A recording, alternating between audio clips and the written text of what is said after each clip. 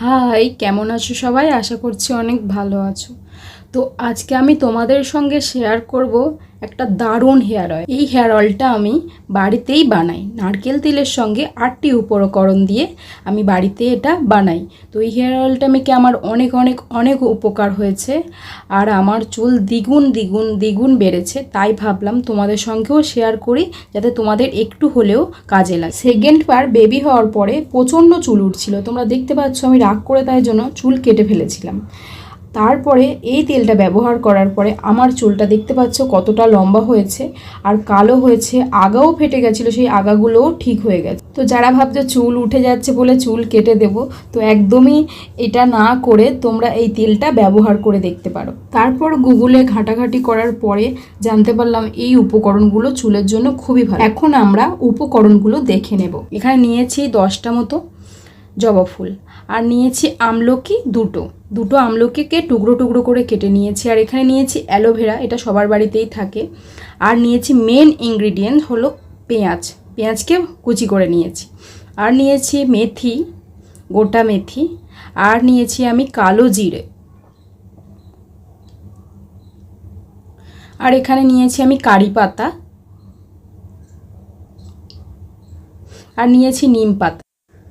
এই যে 8টি উপকরণ আমি তেলের সঙ্গে মিশিয়ে তেলটা রেডি করব, তো এর কি গুণাগুণ আছে আমি তোমাদের সঙ্গে সব কিছু বলবো। আর এখানে নিয়েছি আমি প্যারাশুটের নারকেল তেল। চাইলে তোমরা বাড়িতে বানানো নারকেল তেলও ব্যবহার করতে পারো, খুবই ভালো হবে। এখানে আমি আমার কাজের সুবিধার্থে একটি থালার মধ্যে সমস্ত উপকরণগুলোকে ভালো করে সাজিয়ে নিয়েছি। আর প্রথমে নিয়ে নিয়েছি মেথি। এই মেথি এতটাই চুলের জন্য ভালো, মেথি বেটে মাথায় মাখলে শ্যাম্পু করার আগে চুল দারুণ সিল্কি হয়।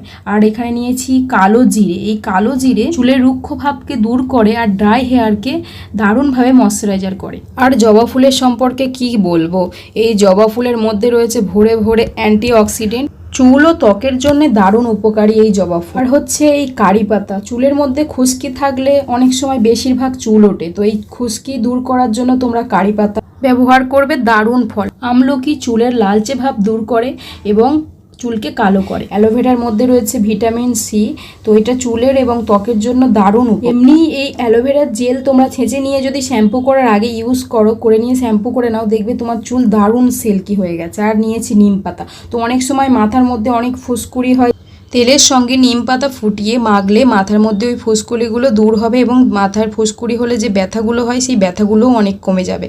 আর এখানে নিয়েছি পেঁয়াজ। তো পেঁয়াজের তো চুলের জন্য দারুণ দারুণ দারুণ উপকারী। পেঁয়াজের মধ্যে রয়েছে অনেক অনেক পরিমাণ অ্যান্টিঅক্সিডেন্ট, যা আমাদের চুল পড়াকে দূর করতে সাহায্য করে আর চুলের আগা ফাটাকে দ্রুত সারিয়ে দেয়। এখানে আমি তেলটা বানাবো, তার জন্য একটা সসপ্যান নিয়ে নিয়েছি। তো সসপ্যানটাকে আমি গ্যাসে বসিয়ে নিয়েছি। আর এখানে আমি মিক্সার গ্রাইন্ডারের মধ্যে নিম পাতা, কারি পাতা, কয়েকটা আমলকি আর একটু মেথি, একটু কালো জিরে দিয়ে হালকা মিক্সিতে আমি ঘুরিয়ে নেব, পেস্ট বানাবো না, ঠিক আছে? তো এখানে আমি মিক্সিতে হালকা ঘুরিয়ে নিয়েছি। ঠিক এইরকমই দেখতে হবে, পেস্ট হবে না, গোটা গোটাও থাকবে না, পেস্টও হবে না। তো এখানে আমি প্রথমে নারকেল তেলটা সসপ্যানের মধ্যে ঢেলে নিলাম। তো বাড়িতে তৈরি করা নারকেল তেল দিয়ে বানালে কিন্তু আরও ভালো রেজাল্ট পাবে তোমরা। তো এখানে এই তেলের মধ্যে প্রথমে আমি জবা ফুলগুলোকে দিয়ে নেব। জবা ফুলটা কিন্তু তোমরা মিক্সিতে পেস্ট করবে না।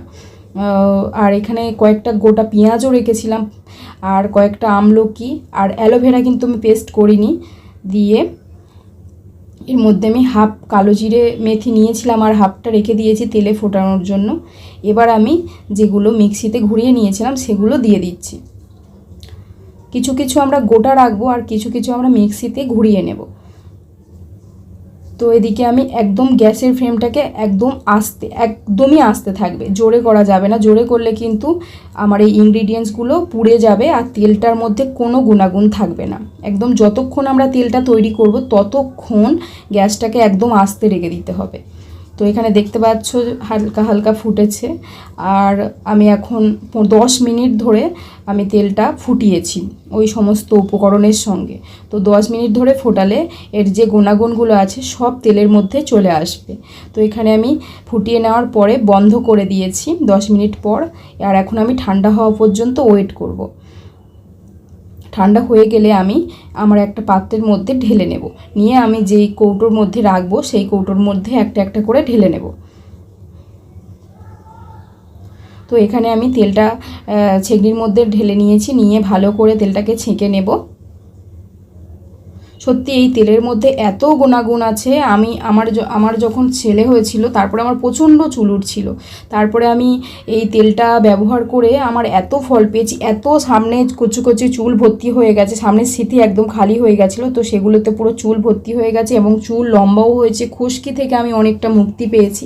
আর এই যে জিনিসগুলো দেখতে পাচ্ছ কেমন ফেলতেও গায়ে লাগে, কতগুলো টাকার জিনিস, মানে সত্যি এগুলো ফেলে দিতে হবে এখন। আর এখন আমি শ্যাম্পু করব, তার আগে আমি তেলটা মাথায় অ্যাপ্লাই করে নিচ্ছি। তো দেখতে পাচ্ছ আমার চুলটা ঠিক এতটাই বড় হয়ে গেছে। তো রাগ করে চুল উঠছে বলে চুল কেটে দেওয়াটা এটা কিন্তু কোনো সলিউশন নয়। তো এখানে চুল আমি দুবার কেটে দিয়ে তারপরে মানে চুলটা কাটলে ঠিক মানে কেমন একটা লাগে, কোনো কিছু যখন আমরা ওকেশানে সাজতে গেলে চুল ছোটো থাকলে খুবই বিরক্তি লাগে। শ্যাম্পু করার 3-4 ঘন্টা আগে তোমরা তেলটা মেখে নেবে, তারপর তোমরা শ্যাম্পু করে নেবে। তো শ্যাম্পু করার পরেই তোমরা বুঝতে পারবে তোমাদের চুলের তফাৎটা।